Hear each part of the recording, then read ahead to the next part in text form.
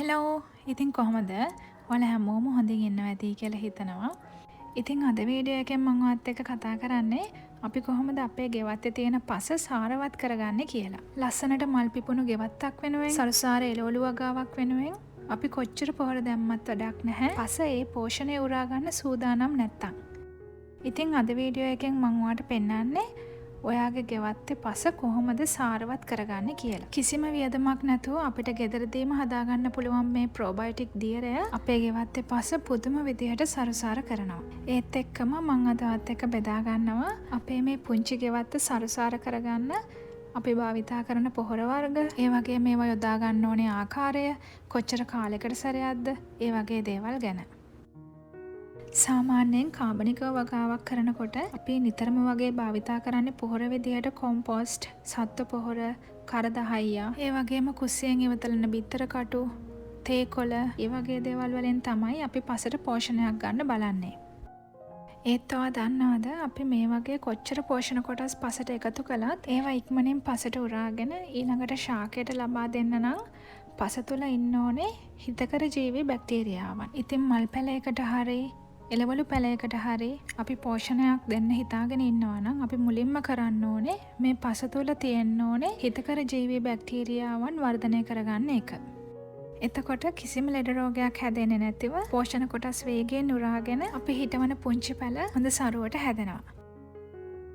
ඉතින් කිසිම වියදමක් නැතුව අපේ ගෙදර තියෙන දේවල්ම භාවිතා කරලා කාබනිකව මේ ජීවී බැක්ටීරියාවන් වර්ධනය කරගන්න පුළුවන් ක්‍රම ගොඩාක් තියෙනවා. ඒ අතරින් මම පාවිච්චි කරන ලේසිම ක්‍රමයක් මම ඔයත් එක්ක අද බෙදා ගන්නම්. ඊටු ක්‍රම ගැනත් මම ඉදිරි වීඩියෝ වලින් ඔයාලට කියන්නම්.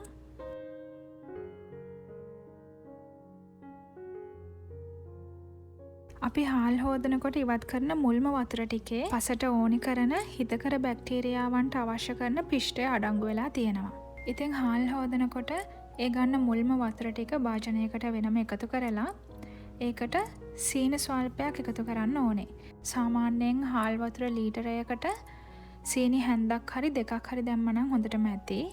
ඒ විදිහට කරලා සාමාන්‍යයෙන් අඳුරු තැනක දවස් 2-3ක් මේක තිබ්බනම් මේක ඇතුලේ ජීවී බැක්ටීරියාවන් වේගයෙන් වර්ධනය වෙනවා. අපි මේකට සීනි එකතු කරන්නේත් මේකේ හැදෙන ජීවී බැක්ටීරියාවන් හැදෙන වේගය වර්ධනය කරගන්න. ඉතින් මේකට රතු සීනි දාන්න පුළුවන් නම් තවත් හොඳයි. මේ මිශ්‍රණය පොහොරකට වඩා අපි යොදාගන්නේ පස පන ගන්නවන දෙයක් විදිහට. ඉතින් මේ මිශ්‍රණය නිතර දාන්න අවශ්‍ය වෙන්නේ. සාමාන්‍යයෙන් මාසෙකට එකපාරක් දෙපාරක් දැම්මනම් හොඳටම ඇති. ඒ වගේම අලුතෙන් මල් පැලයක් හිටවනකොට එහෙම නැත්නම් එළවලු පැලයක් හිටවනකොට මුලින්ම පස් මිශ්‍රණය හදා ගන්නකොට මේකෙන් ටිකක් එකතු කරන්න පුළුවන් නම් ගොඩක් හොඳයි. එතකොට අපි මේ පස් මිශ්‍රණයට එකතු කරන කාබනික කොටස් වේගයෙන් දි รา පත් වෙලා ඒ පැලයට අවශ්‍ය කරන පෝෂණය ඉක්මනින් ලැබෙනවා.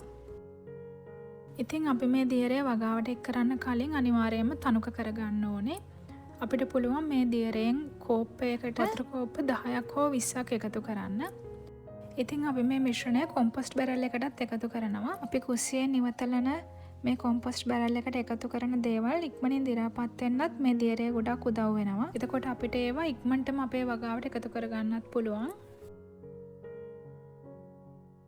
අපි ගෙවත්තේ වගා කරන තක්කලි, බටු, ගම්බිරිස්, කොළපාට ඕනම එළවලුවකට ඒ වගේම පලාවලට මේ දියර එකතු කරන්න පුළුවන්. ඒ වගේම අපිට මේ පොහොර එක ඕනෑම මල් වර්ගයකට පාවිච්චි කරන්න පුළුවන්. මොකද අපි මේකෙන් මූලිකවම කරන්නේ පස ශක්තිමත් කරන එක. ඒ නිසා බය නැතුව ඕනෑම මල් පැලයකට මේක යොදා ගන්න පුළුවන්. නිසරු පසක් වුණත් ඉක්මනින්ම සරු පසක් බවට පත් කරන්න මේ දියරට හැකියාව තියෙනවා. ඊළඟට අපි මේ වගාවට එකතු කරන පොහොර ගැන කතා කළොත් එහෙම අපි කරන්නේ කාබනික වගාවක් නිසා එළවලු වලට නම් අපි කිසිම රසායනික පොහොරක් එකතු කරන්නේ නැහැ. අපි මේ ගෙවත්තට පාවිච්චි කරන කොම්පොස්ට් භාජනයක් හදාගෙන යනවා. කුස්සියෙන් ඉවත් කරන එළවලු කැබලි, කොළ රොඩු එහෙම අපි මේ කොම්පොස්ට් බැරල් එකට එකතු කරනවා.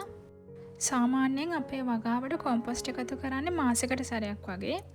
ඒ වෙලාවටම අපි අර හදාගත්ත සහල් දියර එකත් පසට එකතු කරනවා. අපි මතක ඇතුවම මේ කොම්පොස්ට් එකතු කරන වෙලාවට එළවලු පැලවලට වගේම මල් පැලවලටත් කොම්පොස්ට් එකතු කරනවා. ඊළඟට අපි මේ වගාවට එකතු කරගන්න තවත් ස්වභාවික පොහොර එකක් තමයි කෙසෙල්ලලි දියර පොහොර. මේකත් ලේසියෙන්ම හදාගන්න පුළුවන් පොහොරක්. කෙසෙල් වල කුඩා කෑලි වලට කපලා ඒක භාජනයකට දාලා සම්පූර්ණයෙන්ම වැහෙන්න වතුර දාලා පැත්තකින් අරන් තියෙනවා. සාමාන්‍යයෙන් මාසයක් වගේ යනකොට මේ කෙසෙල් එලි ටික වතුර හොඳට දිරාපත් වෙලා දුඹුරු පාට මිශ්‍රණයක් හැදිලා තියෙනවා.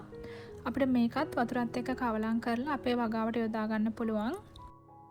මේ කෙසෙල් එලි දියර පොහොර කියන්නේ පොටෑසියම් බහුල පොහොර වර්ගයක්. සාමාන්‍යයෙන් මේ පොහොර එක අපි වගාවට යොදා ගන්න ඕනේ ශාකයේ මල් පිපෙන හා ගෙඩි හට ගන්නා කාලයේදී.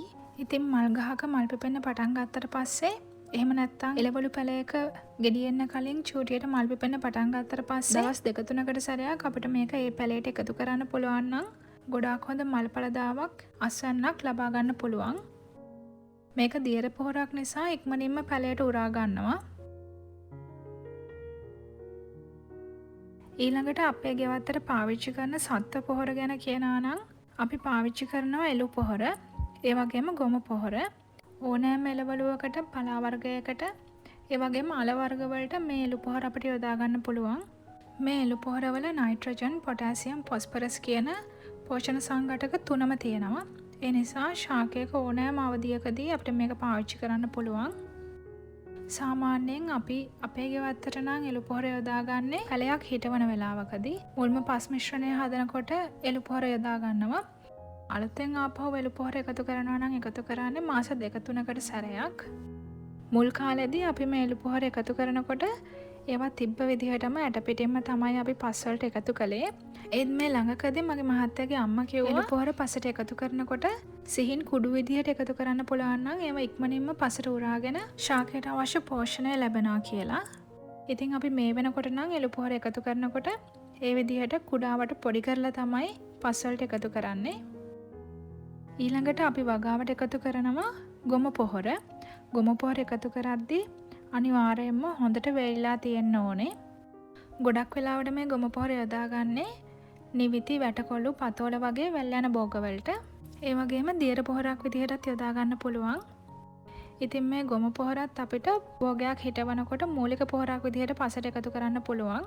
ඒ වගේම මාසයකට හෝ මාස 2කට වරක් මේක භෝගයකට එකතු කරන්නත් පුළුවන්. ඉතින් සරුසාර වගාවකට ලස්සන ගෙවත්තකට පදනම වෙන්නේ පස. ඒක කොහොමද හරියට හදාගන්න කියලා තමයි අද මම ඔයාලට සම්පූර්ණ වීඩියෝ එක පුරාම කතා කරේ. මේ දේවල් පාවිච්චි කරලා කොච්චර නිසරු පසක් වුණත් කාලයත් එක්ක අපිට පුළුවන් ඒක සරුසාර පසක් බවට පත් කරගන්න.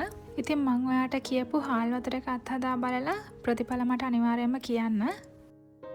ඉතින් වීඩියෝ එක අන්තිම වෙනකම මාත් එක්ක ආදරෙන් රැඳිලා හිටපු ඔයගොල්ලෝ හැමෝටම ගොඩාක් ස්තුතියි. ඉතින් මම අද කියපු පොහොර වර්ග වලට අමතරව ඕගොල්ලෝ විශේෂයෙන් පාවිච්චි කරන පොහොර වර්ගයක් තියෙනවා නම් ඒකත් මට පහලින් කමෙන්ට් එකක් දාගෙන යන්න. අපේ ගාඩන් එකෙත් පුංචි වෙනස්කම් ගොඩක් කරා. ඒවා ටික මම ඊළඟ වීඩියෝ එකෙන් පෙන්නන්නම්. එහෙනම් ඉතින් අද වීඩියෝ එකෙන් මම ගිහින් එන්නම්. හැමෝම සතුටින් පරිස්සමෙන් ඉන්න. බයි බයි.